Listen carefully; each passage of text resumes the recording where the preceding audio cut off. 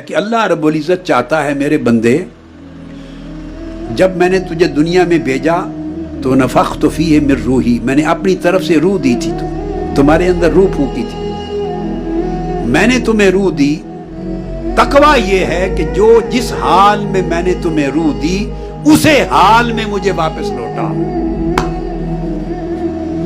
جس حال میں نے تمہیں دی تھی اسی حال میں واپس لوٹا، اسے کرپٹ کر کے نہ لوٹا، داغدار کر کے نہ لوٹا، تاریک کر کے نہ لوٹا، خراب کر کے نہ لوٹا۔ جس طرح روشن، منور، مزین، پاکیزہ، طاقتور میرا ذکر کرتی، چمکتی دمکتی روح میں نے تیرے اندر ڈالی تھی، میرا سامان یعنی میری روح جو تجھے دی، مجھے جب تو لوٹائے تو اسی حال میں لوٹا جس حال میں نے تجھے دی تھی۔ جو بندہ اس روح کے اس حال کو اسی طرح برقرار رکھے جس حال میں اللہ سے لی تھی اسی حال میں پلٹائے، یہ روح تقویٰ ہے، یہ تقویٰ ہے۔ اب اس کی مثال دیتا ہوں۔ آپ ٹیکسی لے آتے ہیں، کار لے آتے ہیں کسی دکان سے کرائے پر، تو جس سے لاتے ہیں قاعدہ کلیہ ہے کہ نہیں کہ اسی حال میں واپس لوٹائیں؟ بولیں۔ حتیٰ کہ اگر اس نے ڈیزل اور پیٹرول ڈالا ہوا تھا ٹینکی میں تو جتنا ڈیزل اور پیٹرول لے کے آئے تھے اور اگر خرچ ہو جائے تو اپنی طرف سے ڈال کے اتنا ڈیزل یا اتنا پیٹرول پورا کر کے کار لوٹاتے ہیں۔ ایسا ہوتا ہے یا نہیں؟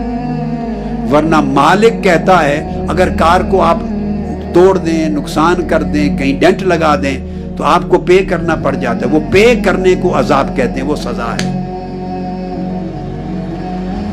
مالک سے جو چیز آپ استعمال کے لیے لاتے ہیں قاعدہ ہے کہ وہ چیز واپس اسی حالت میں لوٹاتے ہیں، اگر خراب ہو گئی تو اس پر سزا ہوتی، جرمانہ ہوتا ہے۔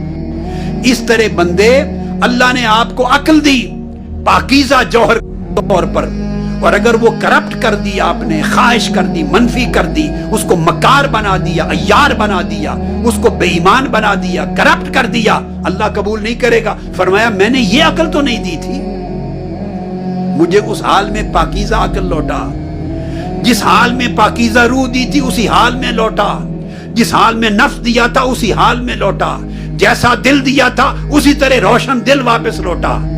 لہذا جس بندے کو یہ فکر رہے کہ مجھے اللہ نے یہ امانتیں دی ہیں، میں تو کرایہ دار ہوں، میں تو استعمال کر رہا ہوں، اللہ نے استعمال کے لیے دی ہیں، مالک نہیں بنایا۔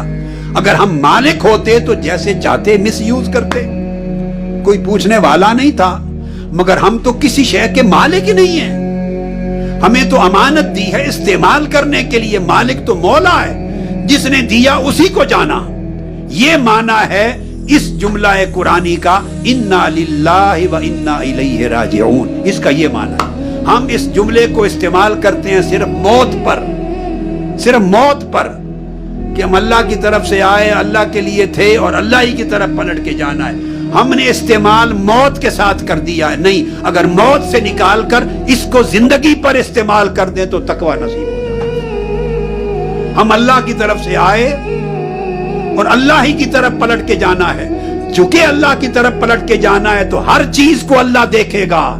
اے بندے میں نے آنکھیں تمہیں دی تھی، آنکھیں کیسے استعمال کی، کان کیسے استعمال کیے، دل کو کیسے رکھا، نفس کو کیسے رکھا، عقل کو کیسے رکھا، ظاہر و باطن کو کیسے رکھا۔ مالک کو ہر چیز جانی ہے، لہٰذا اس دنیا میں نہ ظاہر کو نہ باطن کو اگر یہ اس حال پہ برقرار رکھنے کی فکر آ جائے تو اس کو تقویٰ کہتے ہیں۔